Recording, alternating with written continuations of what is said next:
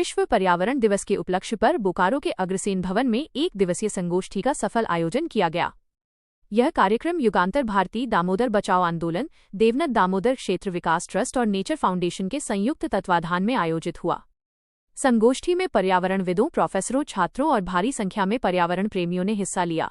विशाल हिंदू परिषद के पूर्व अंतर्राष्ट्रीय उपाध्यक्ष जगन्नाथ शाही ने भारतीय संस्कृति के वसुधैव कुटुंबकम और धरती को माता मानने के विचार पर जोर देते हुए कहा, हम धरती से अलग नहीं हैं, धरती बचेगी तो भारत बचेगा। उन्होंने नदियों, वनों और पर्वतों के प्रति सम्मान को पुनः जागृत करने की आवश्यकता बताई। IIT-ISM धनबाद के प्रो अंशुमाली ने प्राकृतिक संसाधनों के विवेकपूर्ण उपयोग की अपील की।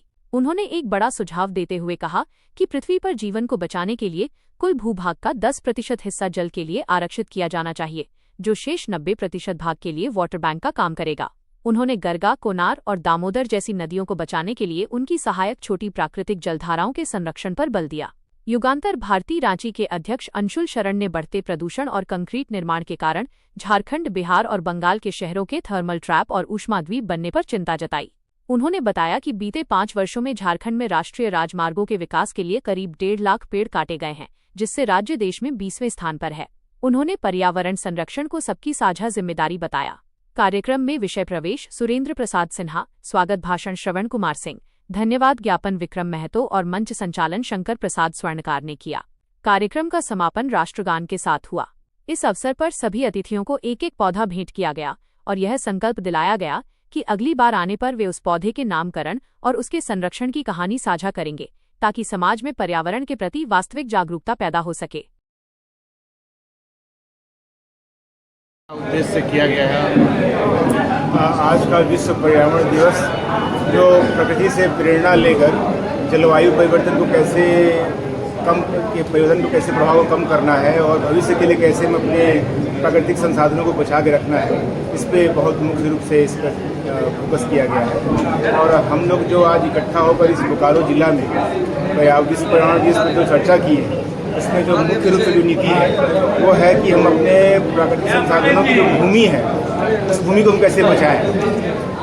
जितनी भी प्राकृतिक धाराएं हैं, उनकी जो ज़मीन थी उसको हम लोगों ने अधिग्रहण कर लिया है, उसको हम लोग डाइवर्ट कर दिया है। हमें उन्हें पुनः वापस देना होगा उन प्राकृतिक धाराओं को, नदियों को बचाने के लिए। अगर ये ज़मीन अधिग्रहण हम नदियों के लिए नहीं करेंगे तो आने वाले वक्त में हम भोजन का बहुत तेजी के साथ अपने दामोदर के विस्तार को पूरा देखेंगे। दामोदर आज के समय में करीब 70% बिल्कुल चुकी है। 70% उसका अस्तित्व खत्म हो चुका है। इसके अस्तित्व खत्म होने में उसकी सहायक नदियाँ हैं, प्राकृतिक धाराएँ हैं, करीब वो 70% से ज़्यादा खत्म हो चुकी हैं। और इस अगर हम परिस्थिति को पुनः स्थापित नहीं करेंगे तो वर्षा जल के संचयन में हमें कोई भी सफलता नहीं मिलेगी। चाहे हम सरकार जितनी भी स्कीम लागू करते हैं, rain water harvesting, pond, Amrit Sarovar जितनी बना दें, उससे हम अपने फौरी राहत को पूरा करेंगे। लेकिन अगर हमें लंबी अवधि तक हमें अपने जल के परिस्थितियों को अच्छा रखना है तो हमें नदियों के लिए भूमि अधिग्रहण करना सबसे सर्वप्रमुख विषय होना चाहिए। तो कहीं ना कहीं जो भी बात बताए, कहीं डिसिप्लिन का कमी लग रहा है समाज में, कहीं ना कहीं डिसिप्लिन का कमी